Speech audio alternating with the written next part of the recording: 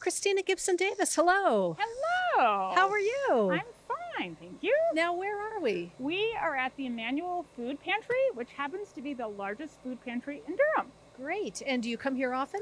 I do. I volunteer here. I'm also on the advisory board just because I think these folks are doing really important work, and I'm just grateful to be able to take a part in it.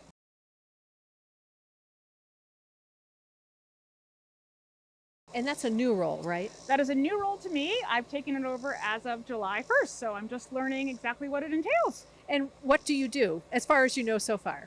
As far as I know so far, I'm in charge of the 4 master's programs, as well as the PhD and the undergraduate program. So those are all sort of things that I'm supposed to coordinate and manage. Great. Why don't you show us a little bit? I know you're happy that people have vegetables I'm just going to put here. this cabbage back. Let me just show you. So this is the boxes that we will be giving out today. By about 4 o'clock today, 650 families will receive a box and a bag of food. What's really great is this box has fresh fruits and vegetables in it, and it's one of the things that makes this food pantry so special. Great. And what was your very first job? My very first job was actually selling men's underwear in a department store. Part of that job, I had to dress the naked pelvises, which is an experience I'm really glad I don't have to do on a daily basis anymore. What do you do in your free time? So I have 2 kids and a husband. I also really enjoy baking and running, and I do some reading.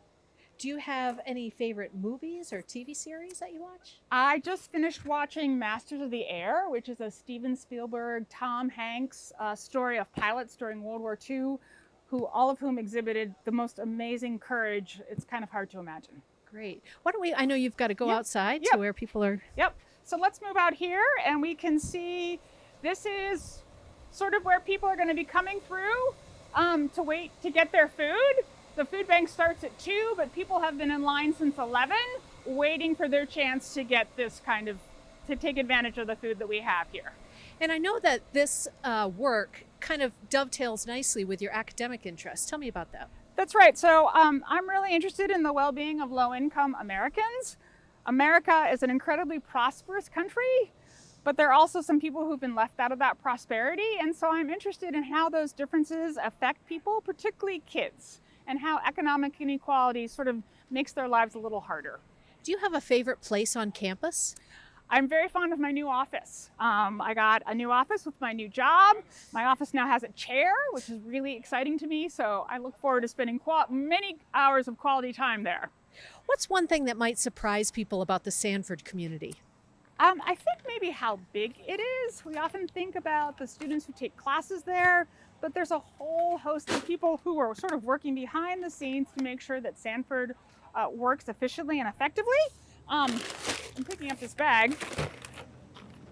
Oh, looks like we're giving out chia seeds, chia harvest bars today. That should be interesting. So I think people might be surprised to learn how many people are actually involved in the day-to-day running of the Sanford School. What's something that you really like about Durham? I really like Durham because it's a really diverse, vibrant place. It's changed a lot. I've been here 20 years. It's a very different community than it was 20 years ago. But I really like the economic and the cultural vibrancy that Durham has. Is there any good advice that you've either given or received over the years? So I often talk to students who might be concerned that they don't sort of know what their next steps are, or they haven't sort of mapped out the next 20 years of their lives. And sometimes I think they feel pressure to know. And I kind of encourage them to sort of relax a little bit, that we don't know what's coming, but often it's okay. And there's time in life for some twists and turns that you may not anticipate. How did you choose public policy? I felt pretty strongly that I wanted to do something in my life that made a difference. And public policy to me embodies that. It's a way of studying and being that can really make a difference in the lives of people. Do you have a favorite class that you teach? So I teach the undergraduate honors seminar, which is just a terrific class to teach. Students come and they work on a project of their own choosing, and they bring enthusiasm and passion for those projects. And I also learn a lot because they study really diverse things that I don't know anything about. Do you have pets? We have 2 cats. We have Sebastian, who's a very large Maine Coon cat, and we have Bella, who was born prematurely. Bella's about 6 times smaller than Sebastian, but just don't tell Bella that. She doesn't know. Last question. Why does public policy matter?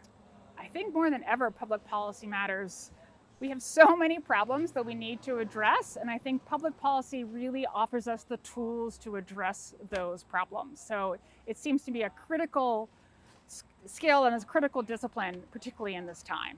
Well, thank you so much. We don't want to take up any more of your time. Have a great day. Thank you. Thank you very much. Bye-bye.